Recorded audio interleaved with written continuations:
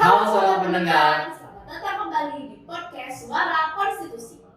Perkenalkan, nama saya Alana Zakira sebagai host 1 Dan aku Faisal sebagai host 2. Nah, sebelum kita masuk ke topik yang besar ini, aku mau ngasih tahu kalau akhir ini tuh ada kejadian yang membuat kita selalu bertanya-tanya, apakah demokrasi berjalan sesuai dengan apa yang kita harapkan selama ini?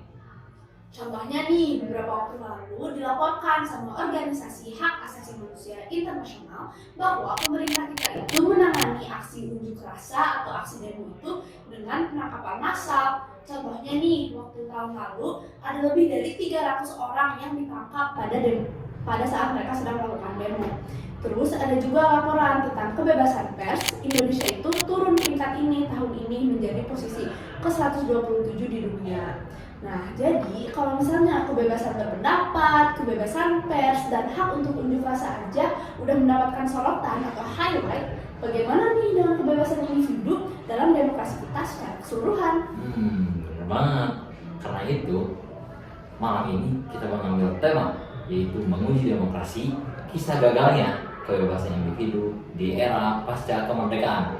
Dalam podcast ini, kita akan melihat bagaimana meskipun kita sudah merdeka dan memiliki konstitusi, kadang-kadang kebebasan hidup kita ini mengalami hambatan, bahkan dari dalam negeri sendiri.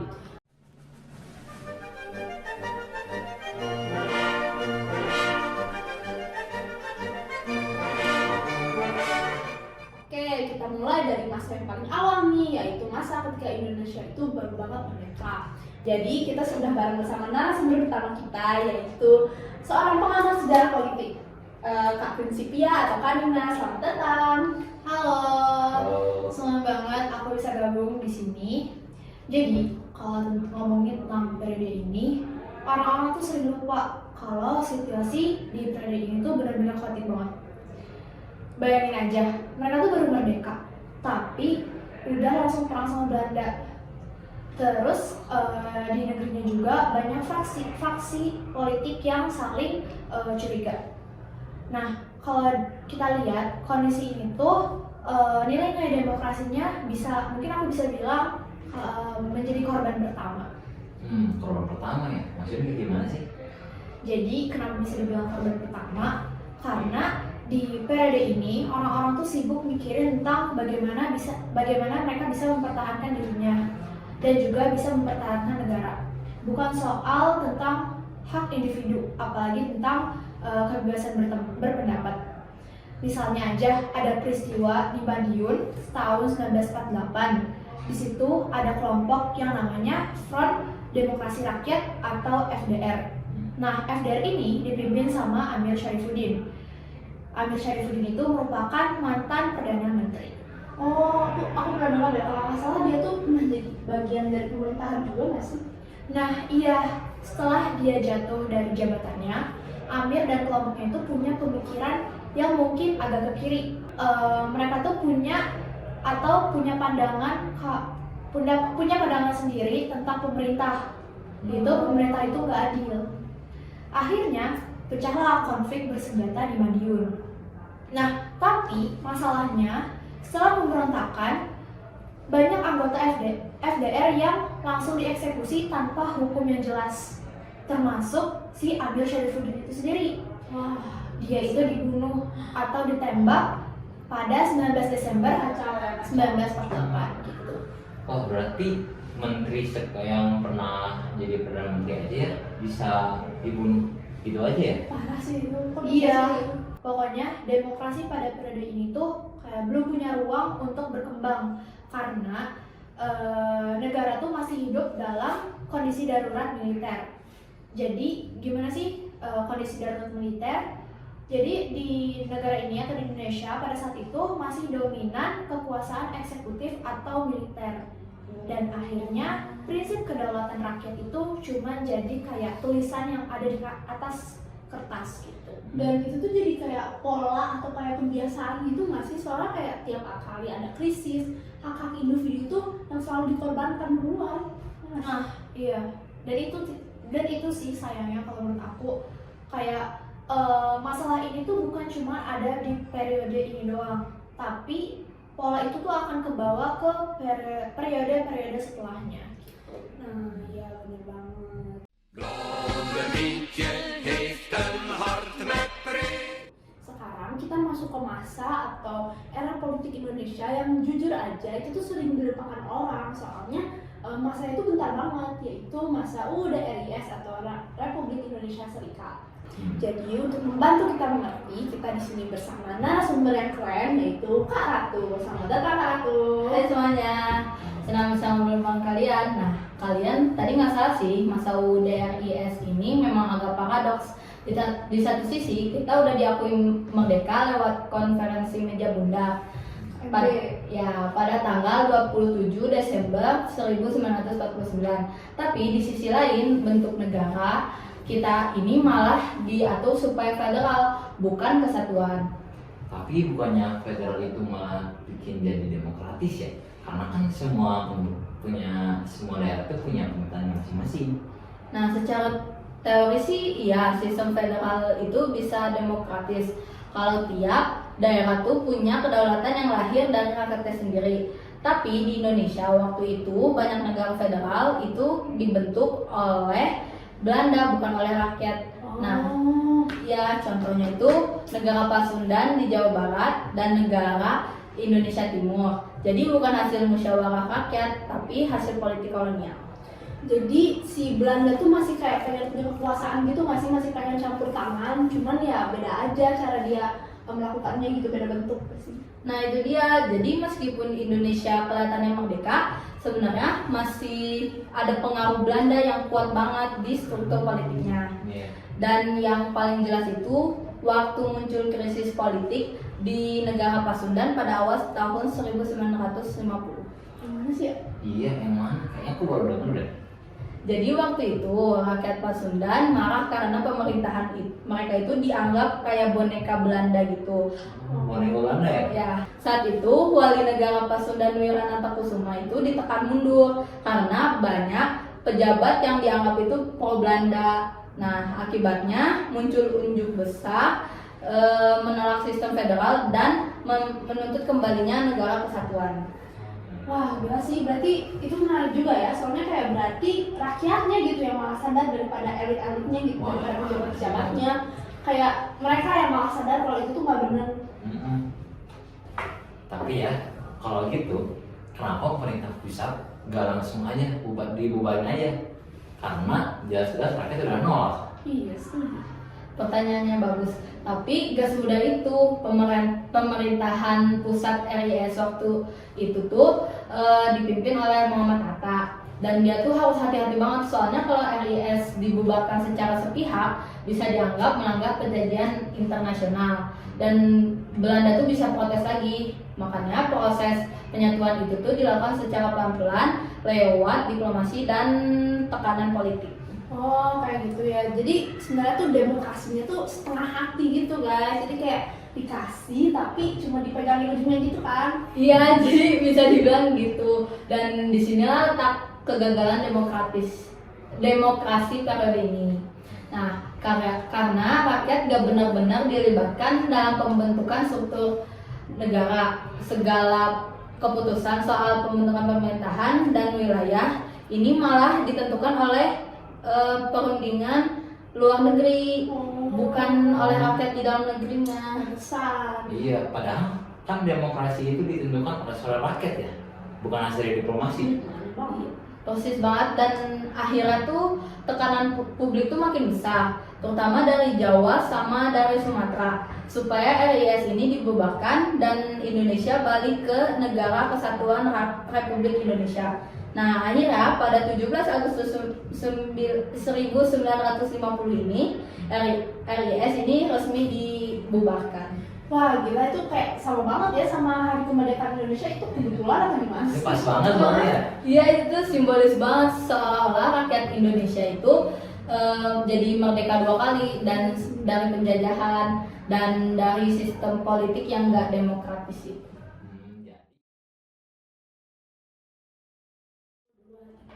Oke, tadi kan kita udah bahas nih soal drama-drama atau masa periode RIS yang singkat banget tapi full dah banyak banget konfliknya. Sekarang kita masuk ke masa yang sering disebut sama masa-masa demokrasi liberal. Oh iya ya, ya emang di sini tuh masanya banyak yang bilang katanya paling ini ya, paling demokratis. Tapi di sana tuh banyak partai, bisa berpendapat, semua bisa bersuara. Tapi ujung-ujungnya kok tetap masih gagal ya. Nah itu dia, makanya nih di sini udah ada narasumber kita yang bakal ngejelasin gimana sih kenapa bisa terjadi hal seperti itu. Halo Kak Keza. Halo semuanya, topik kali ini menarik banget karena periode UUDS 1950 ini sebenarnya paling demokratis di atas kertas, tapi tidak stabil secara politik. Maksudnya gimana sih? Gimana tuh? Banyak partai, Iya. justru bagus buat rakyat karena bisa Banyak pilihan. Iya, banyak pilihan, bener. Secara teori iya, tapi dipraktekinnya malah jadi ribet. Bayangin aja, waktu itu ada lebih dari 30 partai politik yang ikut pemilu dan punya kursi parlemen. Hasilnya gak ada satupun partai yang bisa berdiri sendiri. Jadinya harus bikin koalisi, dan koalisinya itu sering banget pecah karena beda. Bayangin dari tahun 1950 sampai 1959 Indonesia ganti 7 kabinet, mulai dari kabinet Natsir, kabinet Sukiman, Wilopo, Ali Sastrowijoyo, Burhanuddin Harahap, dan seterusnya. Rata-rata cuma bertahan setahun, bahkan ada yang kurang dari itu. Wah itu tuh berarti kayak pemerintahan dikit-dikit reset gitu lah, capek banget pasti. Tapi kalau bisa kayak gitu sih kan harusnya ya kalau sama-sama ingin memajukan negara itu seharusnya bisa kerjasama bareng nggak sih? Iya bener. Betul banget, tapi di sini masalahnya partai-partai waktu itu lebih fokus ke ideologi masing-masing, bukan ke tujuan nasional yang sama. Misalnya Masyumi lebih ke arah Islam, moderat, PNI lebih nasionalis, terus PKI punya ideologi sendiri dan mereka bersaing untuk berebut pengaruh di parlemen. Oh jadi ibaratnya kayak perang dunia, tapi Iya, versi bener. dalam negeri gitu Iya, ya. iya, bener. Tapi lewat pidato dan koalisi bukan senjata.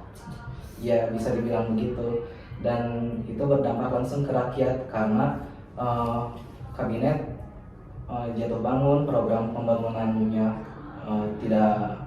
tidak tuntas, terus menteri baru dengan visi yang baru membuat rakyat kehilangan kepercayaan terhadap parlemen. Oh kayak gitu. Tapi ada nggak sih kejadian yang benar-benar nunjukin kalau demokrasi waktu saat itu benar-benar gagal? Ada banget, contohnya di sidang konstituente tahun 1956 sampai 1959. Tugas mereka itu bikin undang-undang dasar yang baru menggantikan UUDS sementara, tapi sidang itu gagal total. Wah Kenapa bisa gagal ya? iya kan, lagi orang-orangnya pada pintar semua. Iya. Betul, tapi mereka gak bisa sepakat. Ada yang ingin ngotot jadi negara Indonesia ingin jadi negara sekuler, ada yang ingin jadi negara dasar, negara Islam. Perdebatan itu berlangsung selama 3 tahun. Terakhir sidangnya malah deadlock, suara terbagi 2 dan gak mencapai 2/3 suara yang disyaratkan. Oh kayak gitu. Jadi gara-gara kayak gitu negara tuh malah jadi nggak punya arah konstitusi selanjutnya tuh mau kayak mana gitu ya? Iya, dan di situ Presiden Soekarno mulai gerah. Beliau menganggap demokrasi liberal bikin bangsa terpecah. Akhirnya pada 5 Juli 1959 Soekarno mengeluarkan dekrit presiden yang isinya membubarkan konstituante dan memberlakukan kembali UUD 1945. Jadi balik ke yang awal lagi gitu ya kalau gitu mah. Berarti game over buat si demokrasi liberal ya. Beres aja gitu. Bisa dibilang begitu. Dekret itu menandai berakhirnya masa demokrasi parlementer dan dimulainya masa demokrasi terpimpin. Oh pernah. Nggak bisa terpimpin. Dan meskipun angkanya kontroversial, tapi rakyat setuju karena mereka sudah capek dengan konflik politik yang nggak ada ujungnya. Jadi benar juga sih, berarti kayak demokrasi yang terlalu bebas itu juga malah jangan. Jadi kayak bisa bikin negara tuh malah gak jalan kayak gitu ya. Jadi nggak bagus ya gitu. Betul banget. Demokrasi itu butuh keseimbangan antara kebebasan dan tanggung jawab. Kalau semua pengen bebas tanpa batas, negara malah nggak bisa berdiri sendiri. Oh kayak gitu.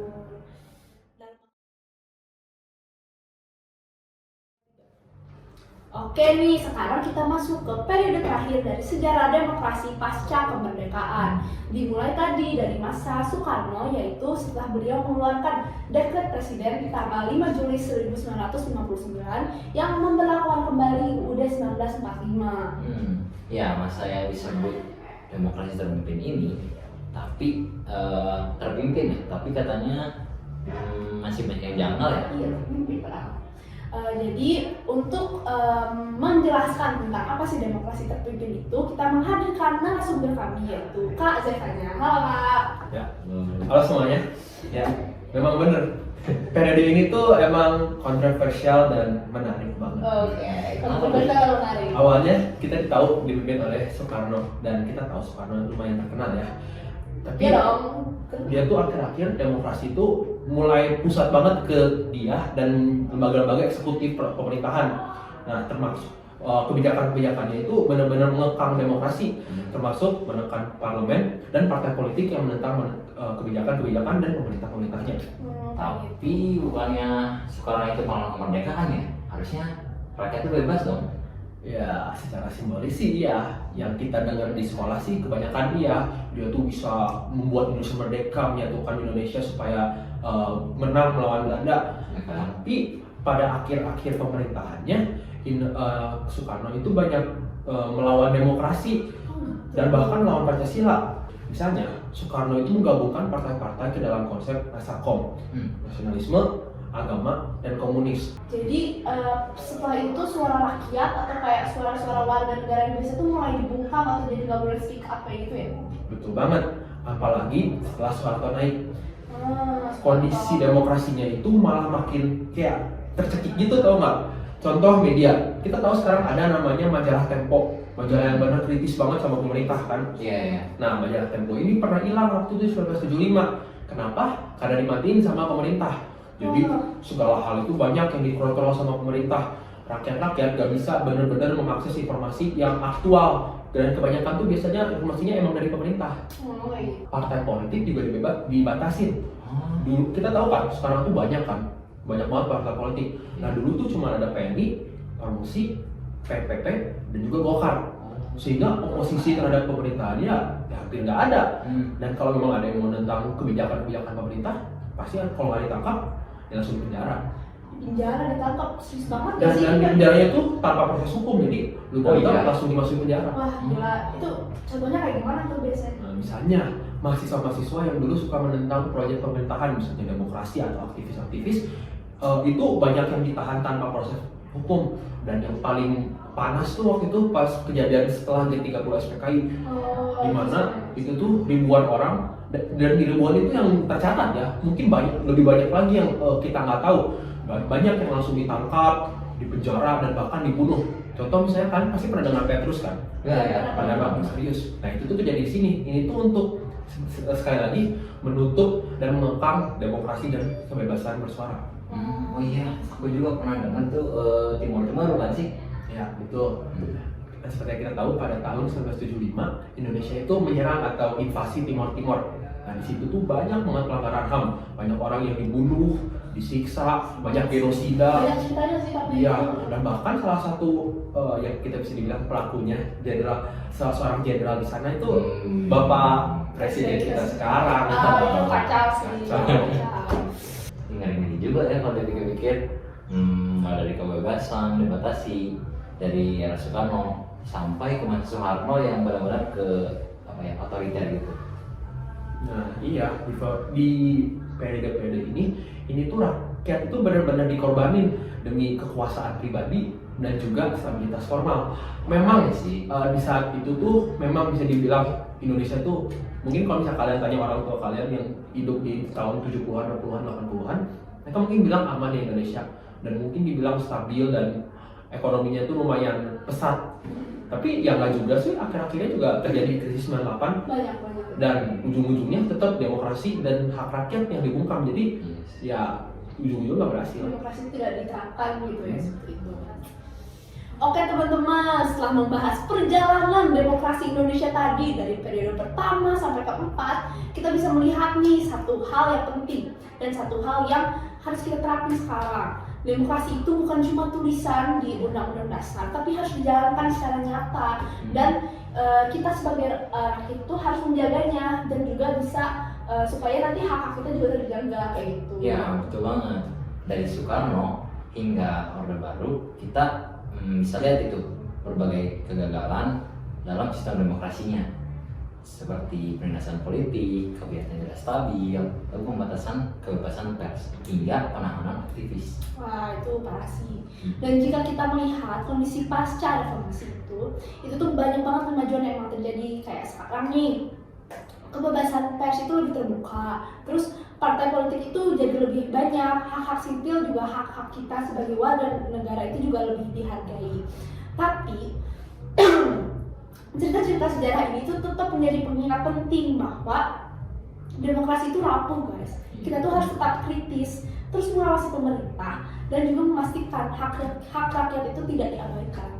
Ya kita bisa refleksi dari sejarah yang sudah terjadi, bahwa kita tuh harus sadar kalau demokrasi otomatis berjalan dengan lancar, tapi ada kebebasan dan hak politiknya. Nah itu dia. Nah untuk terakhir, terima kasih banyak untuk semua narasumber atau 4 narasumber tadi yang sudah berbagi insight dan sejarah penting ini. Ya tadi banyak banget ya informasi yang dikasih dari keempat Iya narasumber. jelas itu insight baru banget. Ya tentu saja terima kasih juga untuk para semua pendengar yang sudah mengikuti podcast ini sampai akhir. Semoga bermanfaat dan bisa jadi pengingat bahwa demokrasi itu hak kita semua yang harus dijaga dan dipertahankan. Nah sampai jumpa di episode berikutnya dari Suara Konstitusi. Tetap kritis, tetap peduli, dan tetap berani bersuara.